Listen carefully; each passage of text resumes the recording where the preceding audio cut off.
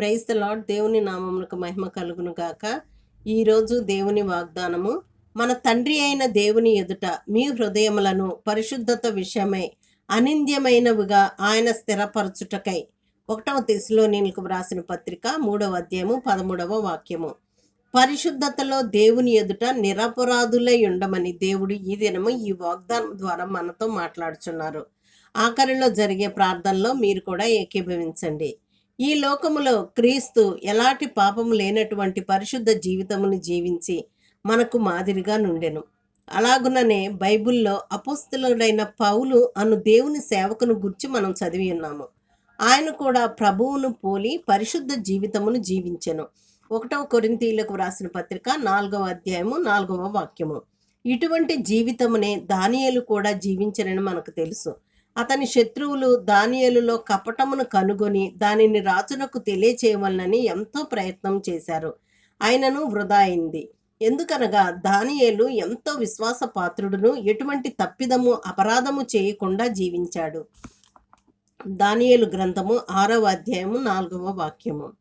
దేవునిని అతిగా వెతికే ఒక దైవభక్తి కలిగిన దంపతులు ఒకరినొకరు ఎడబాయక ఉండేవారు. ఒకనాడు ఒక చిన్న భేదాభిప్రాయము వలన వారు గొడవపడి ఒకరితో ఒకరు మాట్లాడుకొనుట మానిరి. కొన్ని రోజులైన తరువాత ఒకానొక అనుకూల దినమున వారు ప్రభువును చూచి అలవాటు ప్రకారము మొరపెట్టిరి. అప్పుడు ప్రభువు వారితో, మీరు మీ తలంపులను మార్చుకొని తరువాత దేవుని సంతోషపెట్టుటకు రండి. అప్పుడు పరిశుద్ధముగా జీవించుటకు ఎటువంటి ఆటంకము ఉండదు.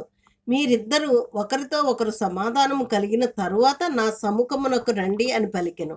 అప్పుడు వారిద్దరూ తమ గొడవకు కారణమైన తప్పిదములను తెలుసుకొని ఆ ప్రభువు నుండి కలిగిన సమాధానమును మరియు క్షమాపణను పొందిన వారై ఒకరిని ఒకరు తమ తప్పిదములను క్షమించుకొనిరి. ఈ విధముగా వారు మరలా వారి యొక్క నిరపరాధమైన పరిశుద్ధతను పొందుకునిరి.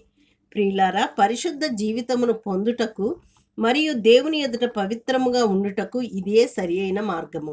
ప్రభువైన యేసుక్రీస్తుకు మనల్ని మనము సమర్పించుకొని ఆయన యొక్క పరిశుద్ధ మార్గములలో ఆయన చిత్తానుసారముగా నడుచుకొనుచు మన జీవితములలో ప్రేమను తగ్గింపును కలిగి ఇతరులతో సంతోష సమాధానములతో కలిసి ఉండేదము.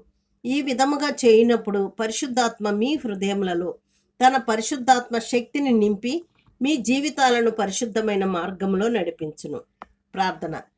ప్రేమగల మా ప్రియ పరలోకపు తండ్రి, సకల ఆశీర్వాదాలకు కారణభూతుడైన మా ప్రియ ప్రభువ, ఆశ్చర్య కార్యములు అద్భుతాలు చేసే మా రక్షకుడా, మీకు మీ యొక్క పరిశుద్ధ జీవితమును జీవించుటకు కృపను అనుగ్రహించుము. నీ యొక్క ఓర్పును తగ్గింపును దయచేసి నీ ఆత్మీయ మార్గములలో నడుచుకున్న కృపను మాకు అనుగ్రహించుమని, మాకు మీ యొక్క పరిశుద్ధ జీవితమును జీవించుటకు కృపను అనుగ్రహించుమని సమస్త మహిమ ఘనత ప్రభావాలు మీకు చెల్లిస్తూ మా ప్రభువైన యేసుక్రీస్తు నామములో ప్రార్థించి అడిగి వేడుకొని పొందుకొని నాము తండ్రి. ఆమెన్.